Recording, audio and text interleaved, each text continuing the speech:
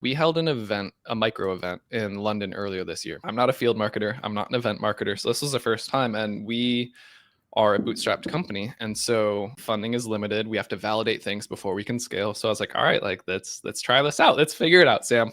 Let's go put on our experiment boots and go. So we know that events can work really well for the community we serve, just based on the talking to our customers all the time, seeing them work with other organizations at the macro, just like industry conference level, through what competitors and adjacents are doing.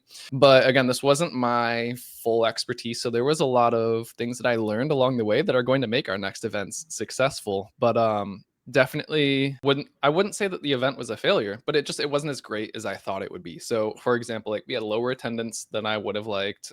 The post-event content wasn't exactly the level that I'd been hoping. And this wasn't because of like our post-production team, but it was because of my setup. I didn't know exactly like what kind of mics, cameras do I need? Where do I position them? Just getting all of that set up. And that's all part of the learning curve of it. So all this informed, like, I know we're going to keep doing events next year, but I was able to go through, and this is like a big thing that we have within our company, is just first principles learning. You have to experience it so you can know for yourself exactly like what do we need to do to set ourselves up for a success with that playbook that we can then scale over time. But you can't theory your way through that. So that's why I say, like, I love failure to an extent, as long as it's not missing our pipeline revenue goals. But with things like this, it was like, I'll be the first to tell you it's uncomfortable. Yeah, no one likes it. No one likes going back to their CEO or her board and saying like, hey, it didn't quite work out as well as we wanted, but here's what we got out of it. Here's the plan moving forward. Here's exactly what we're going to do to make sure that we're going to keep iterating and improving over time. But yeah, I'd say that was probably a more recent example of something that, on paper, again, it wasn't exactly what we wanted, but we know what we're going to do moving forward.